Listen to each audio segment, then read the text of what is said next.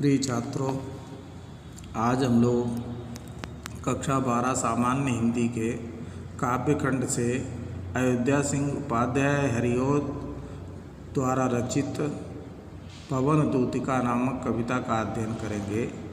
नवा पद देखिए। जाते जाते पहुँच मथुरा धाम में उत्सुका हो, न्यारी शोभा बड़नगर की देखना मुग्ध होना।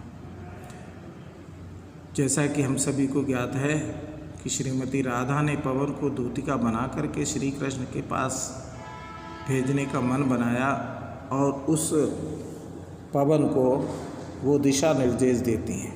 इसी परिप्रेक्ष्य में वो कहती हैं कि हे पवन, तुम रास्ते में जाते जाते मथुरा पहुंच जाओगे, तुम्हारी उत्सुकता बढ़ जाएगी। न्यारी शोभा बड़नगर की देखना मुग्ध होना। उस नगर की शोभा ही न्यारी होगी, अनोखी होगी।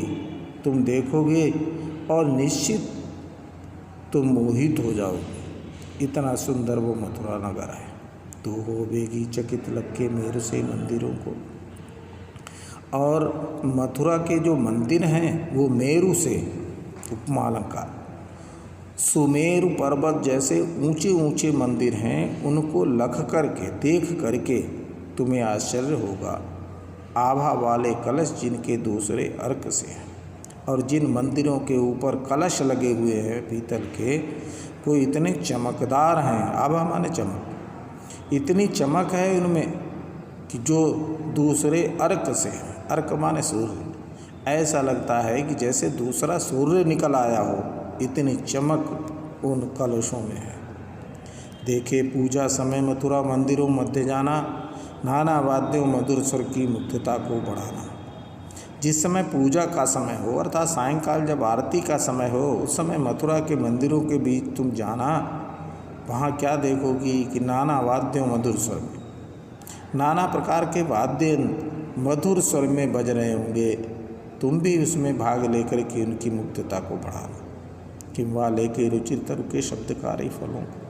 अगर किसी रुचिर तरु, तुम्हें कोई वृक्ष ऐसा अच्छा लग रहा हो जिसका कोई फल जो शब्द करने वाला हो, ऐसा होता फल जब कभी सूख जाता है तो उसका बीज बजता है हिलाने पर, तो ऐसे ही कोई शब्द करने वाला फल, बोल बजने वाला फल ले जाना और धीरे धीरे मधुर रब से मुग्ध हो बजाना। और तुम भी उस समय जब वाद्य यंत्र बज रहे होंगे, अपने इस वाद्य यंत्र को धीरे धीरे मधुर स्वर में तुम भी बजाना और उस आरती में भाग लेना।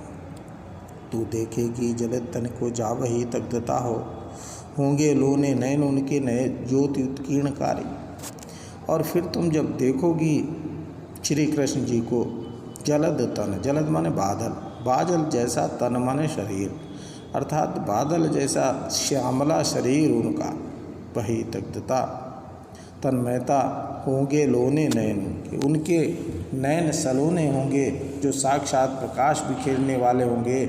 और मुद्रा होगी वरबदन की, वरबदन माने संपूर्ण शरीर की ऐसी मुद्रा होगी, मूर्ति सी सौम्यता से, सज्जनता की प्रतिमूर्ति जैसे। सीधे साधे वचन उनके सिक्त होंगे सुधा से।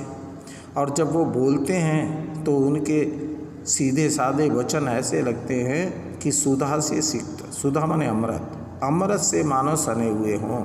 अर्थात जब वो बोलते हैं तो इतना मधुर बोलते हैं कि मानो उनकी वाणी से अमृत टपक रहा हो, मिठास टपक रही हो। नीले फूले कमल दल सी ज्ञात की श्यामता है, पीला प्यारा बसन कट में पहनते हैं फबीला।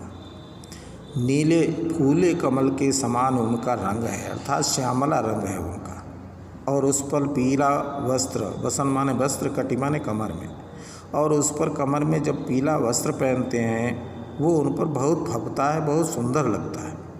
छोटी काली अलग मुख की कांति को है बढ़ाती। और अलग माने बाल, बालों की एक लट जो उनके मुख पर लटक रही है, काले काले बालों की, वह उनके कांति को और बढ़ाती है, सुंदरता को और बढ़ाती है। सद वस्त्रों में नवल तन की फूटती सी प्रभा। ऐसे वो सुंदर वस्त्र पहने हुए जिससे उनके शरीर की सुंदरता और अधिक बढ़ रही है। इसमें छंद मंत्रांक्रांता है, रस वियोग श्रृंगार है, उपमा अलंकार है। धन्यवाद।